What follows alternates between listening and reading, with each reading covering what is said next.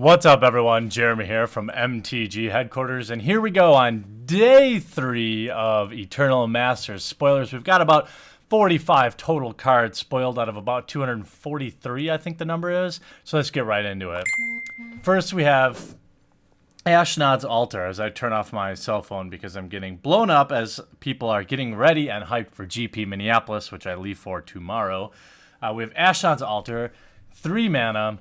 Sacrifice a creature, add double Wingding to your mana pool, so we definitely have some reanimate archetypes going on, and reanimate elves and so on. It was printed in Chronicles, Antiquities, and a few more sets, and here we have the original art, which may bring back some memories. Of me being resident old guy, it absolutely does. Next thing we've got is Baleful Strix. Only printed in Planechase and Commander decks. It's a $5 card.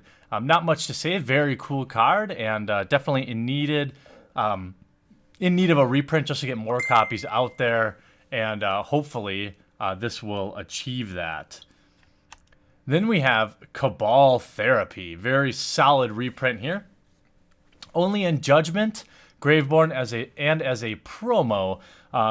This is one of the cards, in addition to another card that was reprinted in this set, that helped bring the value of that Graveborn set up beyond MSRP.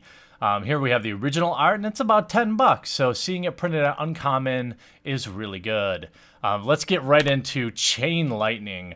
Definitely a nostalgic card for me. Was a part of Legends and a premium deck series only, and you can see the original art here, a $6 common. Now part of that is because it's out of Legends, but it's hard to say where this printing of it will land.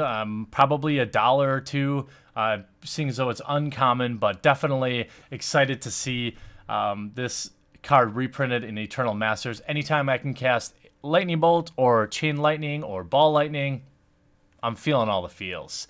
Then we have this stupid card for whatever, Blue Mages, I don't know, Counterspell, whatever. It's been in every set.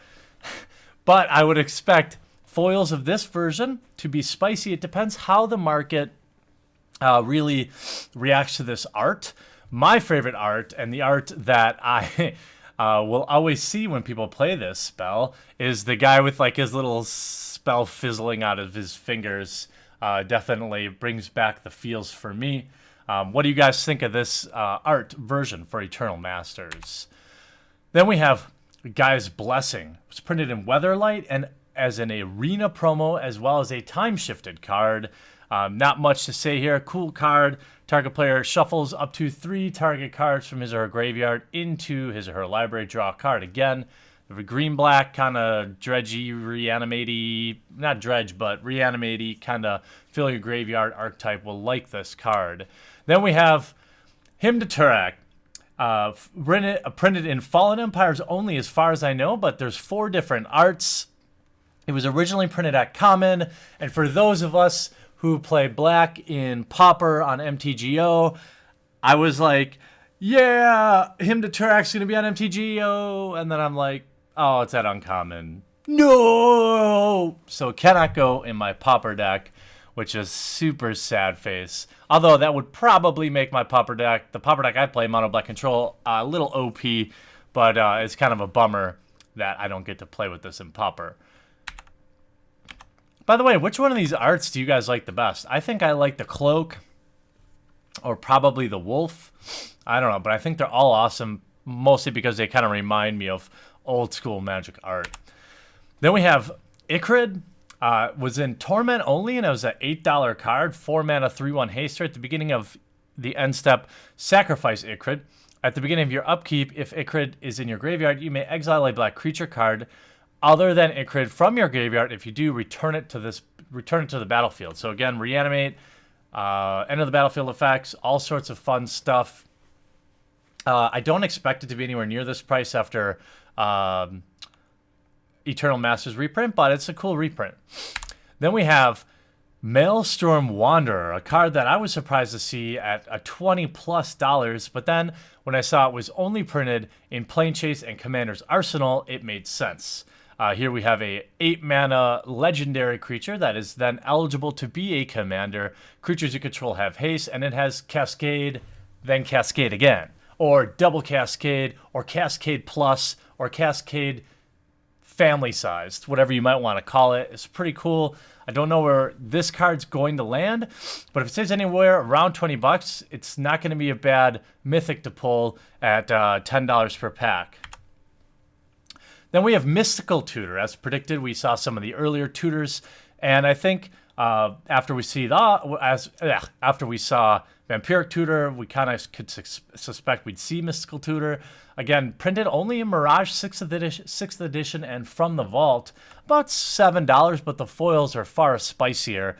What do you guys think of this new art? I'm partial to the old art, but I fully admit, as an old guy who tells all small children to get off my lawn, maybe I'm a little partial to the old art.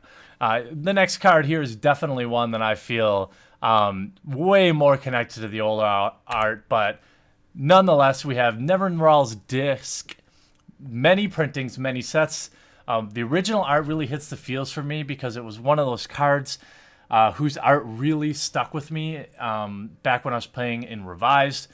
I don't hate this new art, but to me, you know, it's not one of those huge chase rare cards. It's not worth $50. And then I look at the art. It's a very awesome card. Pay 1 tap, destroy all artifacts, creatures, and enchantments. I mean, it doesn't get much better than that. Ultra board wipe. Going to be pretty interesting in Limited. Then we have Prodigal Sorcerer. Many printings. Again, this is art that has been updated, where I personally prefer the old art, but the new art, it has that new feel, has that Doritos and Mountain Dew zest on it. You know, I get that. Printed at uncommon, tap it, deals 1 damage to a creature or player. Very similar to the witches that I play, Kumbaj Witches, although that's 2 mana and it has a drawback, so about the same, but Prodigal Sorcerer is a very powerful card. Then we've got a pretty interesting card, one that I didn't even really know much about, and that's Regal Force, a 7 mana 5/5. But whenever it enters the battlefield, draw a card for each green creature you control. Very powerful, only printed in Eventide. Thus, we saw $15 non-foil and $30 foil version. So this would definitely qualify as a fun card to draft, a decent card to open, and a card that probably needed to get reprinted at the $15 price mark. It's just way too expensive. Moving on to a BAD, as I like to call them, Big Ass Dragon. Here we have Oryx Bladewing, only printed in Plane Chase and Onslaught. Here we have a 6 mana 6/5 Flying Haster. Definitely a 6 mana removal target. Nice reanimate target for sure. And then here we see the old art. Now this one, the new art would probably be out of place in the new set, but you know, the Bladewing looks kind of like an earthworm with wings in this other art. So I don't know. Maybe I like the new art better. Certainly it's a more well-fed dragon. At least I could say that much. Next, we have Shardless Agent.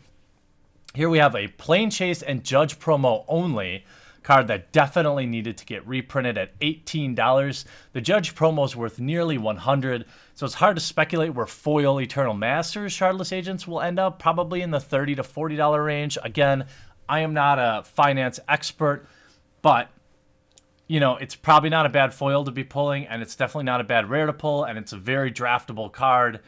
Solid reprint target. Glad they included it. Then we have Unexpectedly Absent. Was only printed in Commander 2013.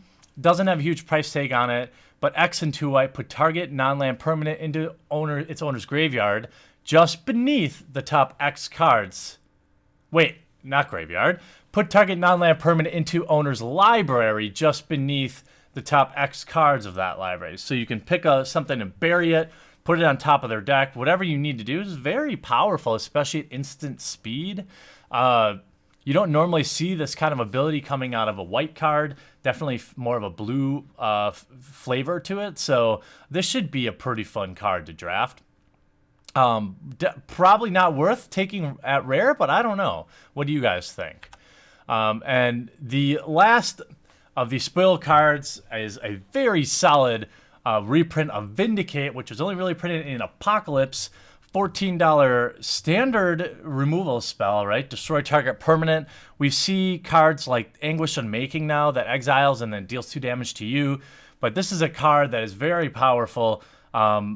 It's everything you want. It's the cheeseburger with the bacon, with the blue cheese, with the fried egg, with fries, Fritos, and Taco Bell quesalupa on top.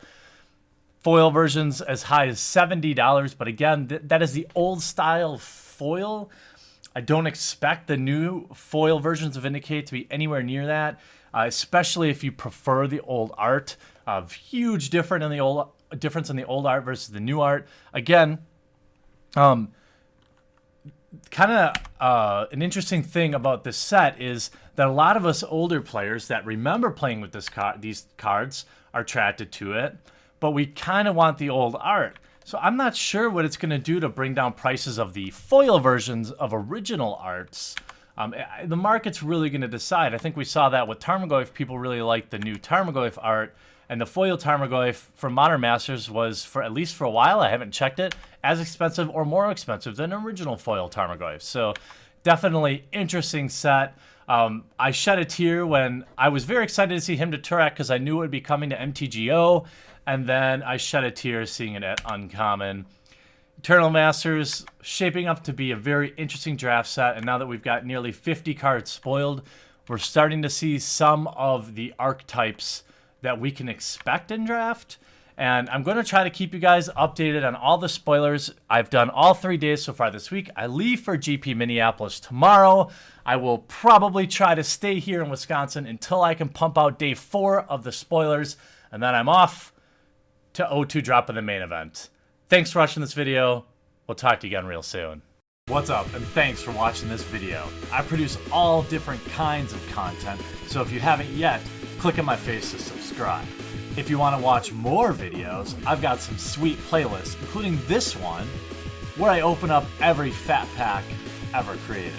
I've also got this one over here where I open just about anything vintage and old and expensive for your enjoyment. And all this is made possible by the awesome backers at our Patreon, which is linked in the description of every video. Hop on over there, check it out, see if it's something you might want to consider. If not, sit back, enjoy, and I'll still love you.